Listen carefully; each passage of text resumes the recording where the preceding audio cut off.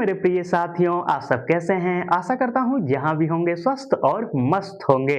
मैं हूँ राजेंद्र और आपका अपना चैनल आरपीजीएस रिसर्च में स्वागत करता हूँ। मेरे साथियों, आज 72वीं बीपीएससी पेपर को देखते हुए प्राचीन इतिहास की क्लास में जैन साहित्य पे चर्चा करेंगे। मेरे साथियों, जैन साहित्य को आगम के नाम से जाना जाता है। जैन साहित्य को किस नाम से जानते हैं? आगम के नाम से जाना जाता है। मेरे साथियों, यदि आपसे कोई पूछ दे या पेपर में प्रश्न आ जाए कि जैन साहित्य जो आगम है उसे किस भाषा में लिखा गया है, तो किस भाषा में लिखा गया है? अर्धमागधी भाषा में लिखा गया है। तो मेरे साथियों, आइए कुछ पॉइंट को पहले लिखते हैं, तत्पश्चात जैन साहित्य कितने हैं उस पर भी चर्चा करेंगे और उसे लिखने का प्रयास भी करेंगे। ठीक है, तो पहले कुछ पॉइंट को लिखते हैं। पहला पॉइंट लिखिएगा, जैन साहित्य को जैन साहित्य को जैन साहित्य को आगम कहा जाता है। आगम कहा जाता है। जैन साहित्य को आगम कहा जाता है। दूसरा पॉइंट लिखिएगा, जैन साहित्य को जैन साहित्य को साहित्य को अर्धमागधी अर्धमागधी मागधी मागधी प्राकृत प्राकृत भाषा में लिखा गया है। लिखा गया है। ठीक है, तो आइए पहले दो पॉइंट पे चर्चा कर लेते हैं कि इन दोनों पॉइंट से हमारे पेपर में कैसे प्रश्न पूछा जा सकता है। ठीक है, तो मेरे साथियों, पहले पॉइंट से प्रश्न आपके पेपर में बन सकता है कि जैन साहित्य को किस नाम से जानते हैं। तो जैन साहित्य को किस नाम से जाना जाता है? आगम के नाम से जाना जाता है। दूसरे पॉइंट से क्या प्रश्न बन सकता है कि जैन साहित्य को किस भाषा में लिखा गया है? तो जैन साहित्य को किस भाषा में लिखा गया है? तो आपके अर्धमागधी भाषा में लिखा गया है। साथ ही साथ मेरे साथियों, एक नितिन सिंघानिया जी की पुस्तक है और यह आर्ट एंड कल्चर का यूपीएससी जो तैयारी करता है उसका सबसे महत्वपूर्ण पुस्तक आपकी हिस्ट्री का आर्ट एंड कल्चर का माना जाता है। उसमें मेरे साथियों लिखा गया है कि जैन साहित्य को अर्धमागधी प्राकृत भाषा में लिखा गया है। जबकि आप घटना चक्र सॉल्व करेंगे तो इतना ही मिलेगा। कितना मिलेगा? अर्धमागधी। तो इसको आपको पूरा याद करना है कि जैन साहित्य को अर्धमागधी प्राकृत भाषा में लिखा गया है। किसको लिखा गया है? जैन साहित्य को किस भाषा में लिखा गया है? तो अर्धमागधी प्राकृत भाषा में लिखा गया है। जबकि मेरे साथियों, जैन साहित्य का जो भाषा है वह प्राकृत है। तो कभी यह कंफ्यूज मत होके और पूछ दे कि जैन साहित्य को किस भाषा में लिखा गया है और ऑप्शन में दे दे पाली भाषा में, संस्कृत भाषा में, अर्धमागधी भाषा में, प्राकृत भाषा में। तो प्राकृत भाषा में मत कभी भी ट्रिक करिएगा, क्योंकि जैन साहित्य की भाषा क्या है? प्राकृत। तो सारे बच्चे लगभग मेरे साथियों 100 में से यदि आप 50% कह दें तो बच्चे प्राकृत मार के चले आएंगे, क्योंकि उनको पता है कि जैन साहित्य की भाषा क्या है? प्राकृत है। लेकिन यहाँ पे बोल क्या रहा है? जैन साहित्य को किस भाषा में लिखा गया है? तो जैन साहित्य को किस भाषा में लिखा गया है? आपका अर्धमागधी प्राकृत भाषा में लिखा गया है। जबकि जैन धर्म का भाषा क्या है? प्राकृत है। ठीक है, यह ध्यान रखिएगा। मेरे साथियों, जैन जो साहित्य है उनकी कुल संख्या आपके नितिन सिंघानिया पुस्तक के अनुसार 45 है, जबकि मेरे साथियों घटना चक्र के अनुसार 46 है। क्यों 46 हो जाता है, क्यों 45 हो जाता है, इस पर भी चर्चा करेंगे, लेकिन यह पॉइंट को लिखने के बाद। तो लिखिएगा, जैन साहित्य जैन साहित्य की की कुल संख्या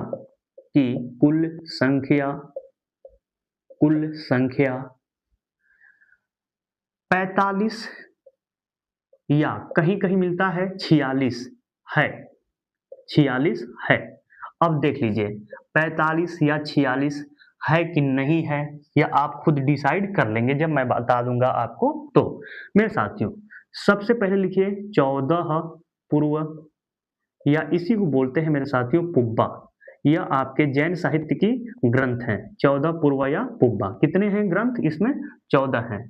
नेक्स्ट लिखिएगा 12, या इसी को मेरे साथियों बोलते हैं 11 अंग। यहीं पे थोड़ा सा कंफ्यूजन हो जाता है, किसी किसी पुस्तक में 11 लिखा है, किसी किसी पुस्तक में आपका क्या लिखा है, 12 अंग लिखा है। इसके बाद मेरे साथियों 12 उपांग है। कितने हैं उपांग? 12 उपांग है। इसके बाद मेरे साथियों 10 आपका प्रकीर्णक है। 10 आपका क्या है? प्रकीर्णक है। इसके बाद मेरे साथियों 6 जो है छेद सूत्र है। क्या है? छेद सूत्र आपका है। कितने सूत्र हैं? 6 छेद सूत्र है। मेरे साथियों 4 मूल सूत्र है। कितने सूत्र हैं? 4 मूल सूत्र हैं। और मेरे साथियों 2 जो है वह है चूलिका सूत्र। चूलिका सूत्र है। कितने सूत्र हैं? चूलिका सूत्र। और चूलिका सूत्र कितने हैं? तो आपका 2 है। ठीक है। अब देखिए, यदि आप काउंटिंग करेंगे तो 45 या 46 से ज्यादा हो जाएगा। ठीक है ना? इस समय यदि आप काउंटिंग करेंगे तो कहेंगे कि सर 45-46 से ज्यादा हो जा रहा है। ठीक है, क्यों ज्यादा हो जाएगा वो अभी मैं आपको बता रहा हूं। मेरे साथियों, समय के साथ, यह जो है समय के साथ मैं बोल रहा हूं, यह क्या होने लगा? विलुप्त होने लगा। क्या विलुप्त होने लगा? कौन सी पुस्तक विलुप्त होने लगी? तो 14 पूर्व या पुब्बा विलुप्त होने लगा। तो इन्हीं 14 पूर्व या पुब्बा को मेरे साथियों संरक्षित करने के लिए जैन धर्म में एक सम्मेलन का आयोजन किया गया, एक सभा का आयोजन किया गया, एक संगीति का आयोजन किया गया, और उसे बोलते हैं मेरे साथियों प्रथम जैन संगीति। और यह संगीति मेरे साथियों 300 बीसी में होता है। कहाँ पे होता है? तो पाटलिपुत्र में होता है। इसके अध्यक्ष कौन होते हैं? तो स्थूलभद्र होते हैं। ये किसके शासन काल में होता है? तो चंद्रगुप्त मौर्य के शासन काल में होता है। तो आइए पहले कुछ पॉइंट को लिखते हैं, तत्पश्चात समझते हैं कि इसका माजरा क्या है, क्यों 45 क्यों 46 हो जाता है, अभी मैं बताऊंगा। पहले इस पॉइंट को लिख लेते हैं। तो लिखिएगा जब, लिखिएगा जब 14 पूर्व या पुब्बा, 14 पूर्व या पुब्बा, 14 पूर्व या पुब्बा विलुप्त होने लगे तो, क्या होने लगे? तो विलुप्त होने होने लगे तो, लगे तो, लगे तो इनको संरक्षित करने के लिए, इनको, इनको संरक्षित, इनको संरक्षित करने के लिए, करने के लिए, करने के लिए प्रथम, प्रथम जैन संगीति, प्रथम जैन संगीति, या इसी को बोलते हैं मेरे साथियों सभा, सभा, प्रथम जैन संगीति या सभा का आयोजन किया गया, का आयोजन किया गया, आयोजन किया गया। ठीक है। तो मेरे साथियों, जब यह आपके सबसे पुराना जो जैन साहित्य थे, जिन्हें हम 14 पूर्व या पुब्बा कहते थे, जब यह मेरे साथियों विलुप्त होने लगा तो इसी को बचाने के लिए एक संगीति का आयोजन किया गया, और उसी हम संगीति को कहते क्या हैं? प्रथम जैन संगीति या प्रथम जैन सभा। ठीक है, प्रथम जैन संगीति या प्रथम जैन सभा। अब आइए देख लेते हैं, क्योंकि यहाँ से भी प्रश्न बनता है कि प्रथम जैन संगीति कब हुआ था, कहाँ हुआ था, किस, इसके अध्यक्ष कौन थे, किसके शासनकाल था, इसमें क्या हुआ था। ऐसे प्रश्न आप प्रथम जैन संगीति से आपके पेपर में बनता है। ठीक है। तो आइए पहले समय देख लेते हैं।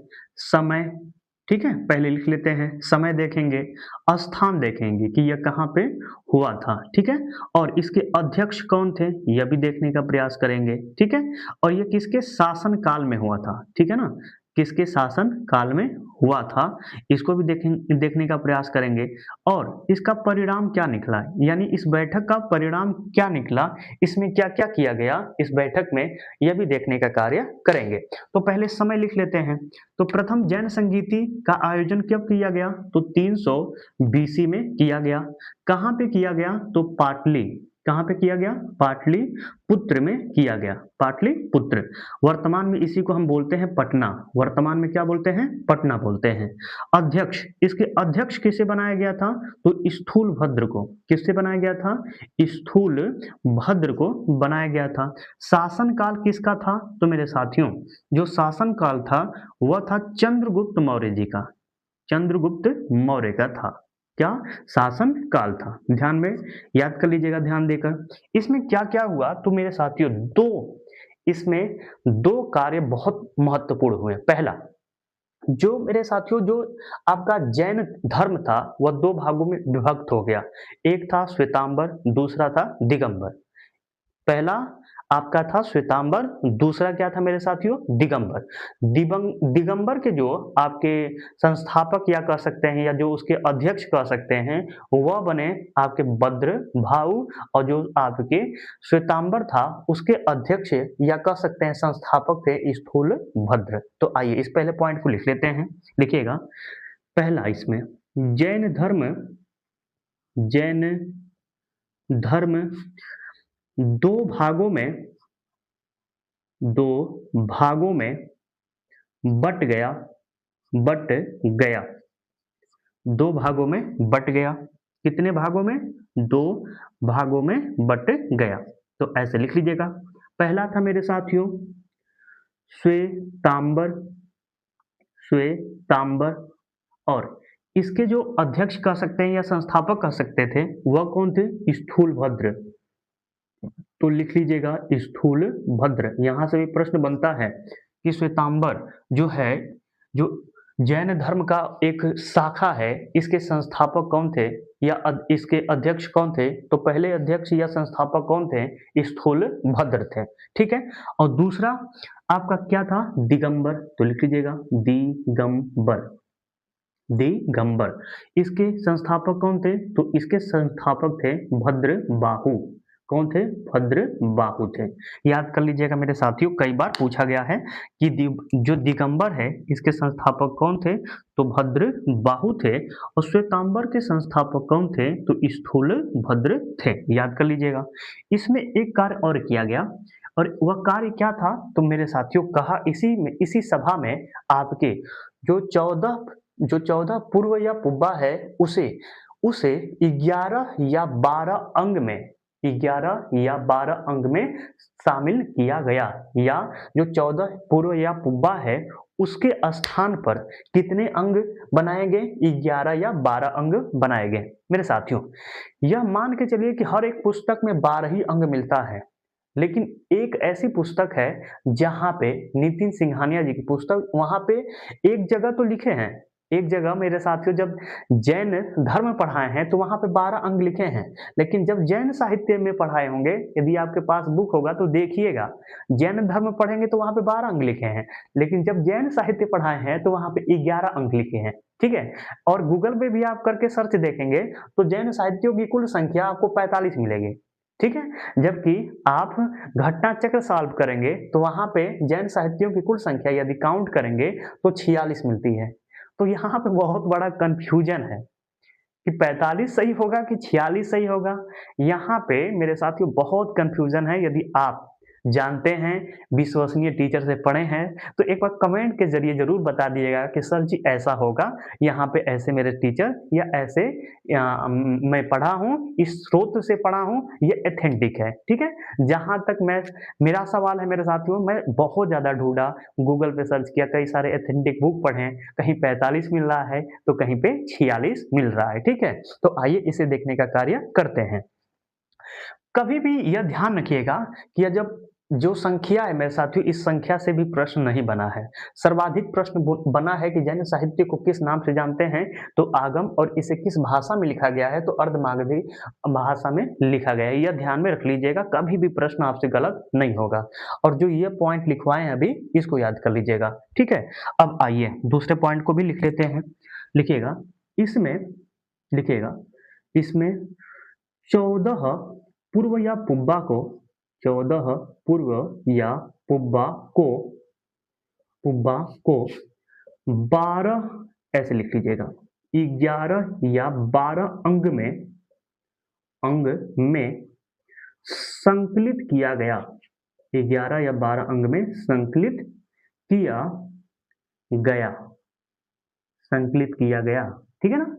तो इसमें क्या किया गया, 14 पूर्व या पुब्बा को 11 या 12 अंग में संकलित किया गया। यह था प्रथम जैन संगीति से संबंधित जो भी महत्वपूर्ण फैक्ट थे। मेरे साथियों, समय के साथ क्या होने लगा कि जो यह 11 और 12 अंग हैं, यह भी क्या होने लगे, विलुप्त होने लगे। तो क्या किया गया कि एक दूसरा जैन संगीति का आयोजन किया गया, ठीक है ना।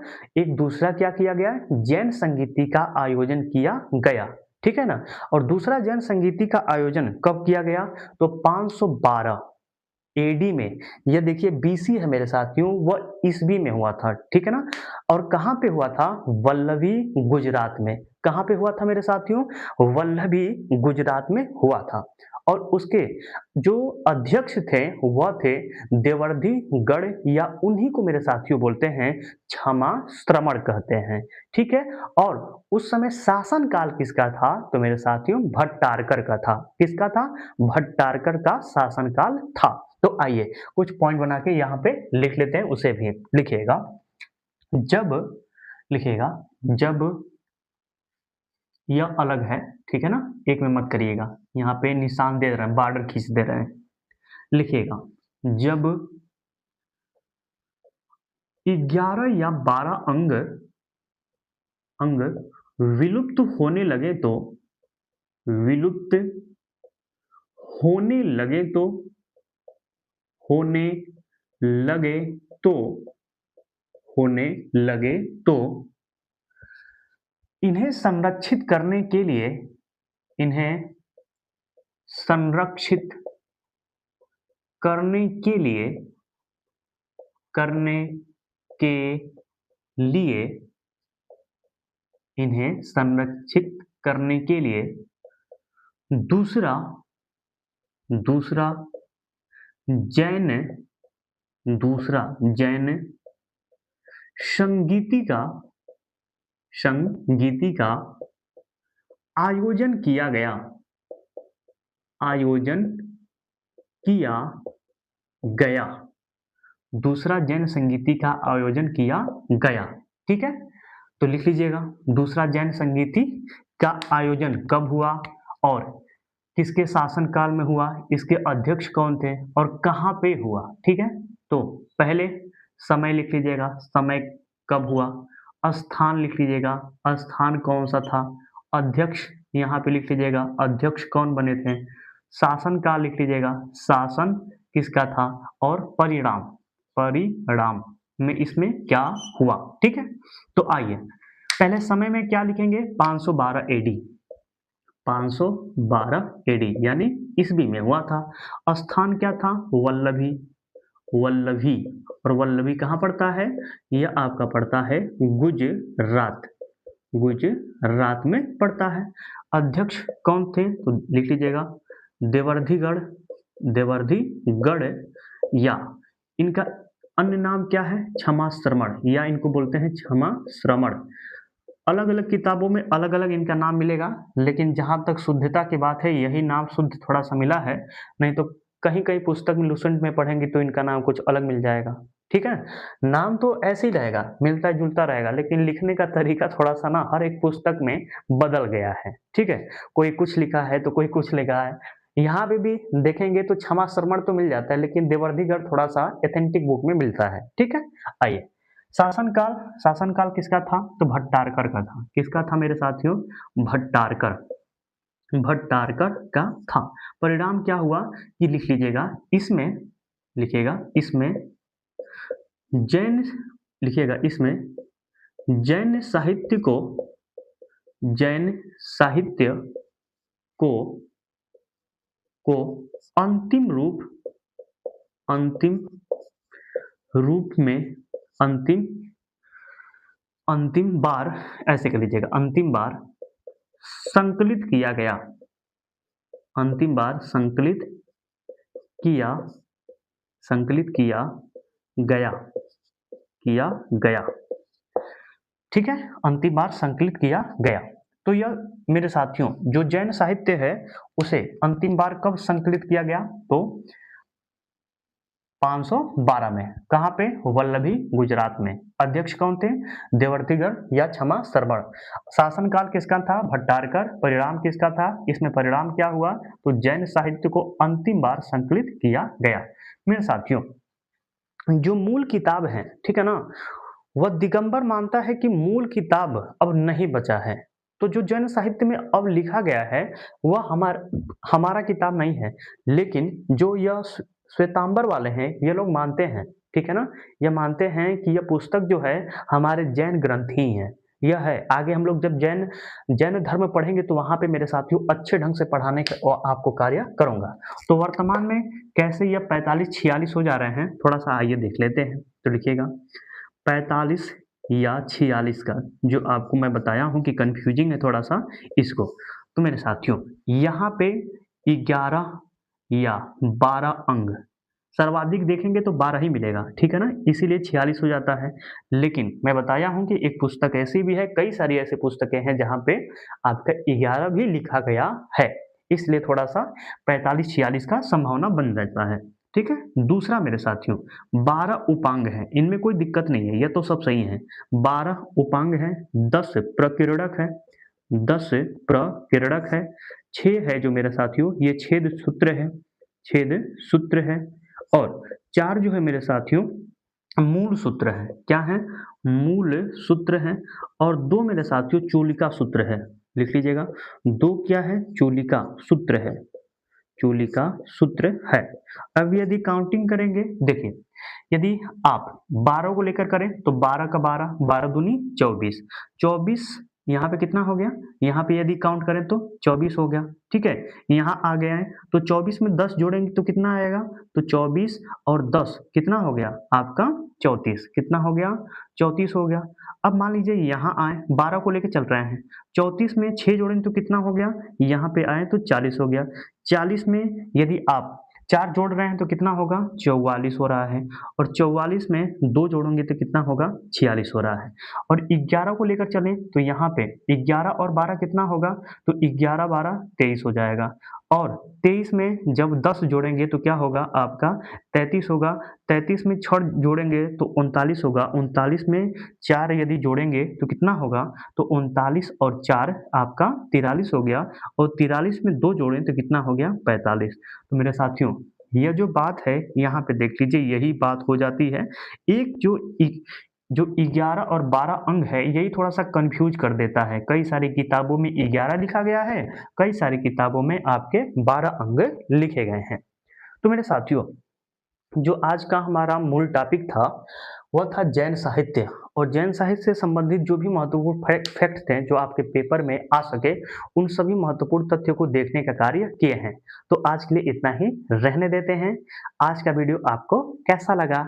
यदि अच्छा लगा होगा तो इस वीडियो को मेरे साथियों ज़्यादा से ज़्यादा शेयर करिएगा, और जो मेरे अभी परम मित्र अभी इस चैनल पे नए होंगे वह इस चैनल को सब्सक्राइब भी कर देंगे, शेयर भी कर देंगे, और मेरे साथियों एक तो छोटा सा कमेंट जरूर कर दीजिएगा। मिलते हैं मेरे साथियों नेक्स्ट वीडियो में नेक्स्ट टॉपिक के साथ। आज के लिए धन्यवाद।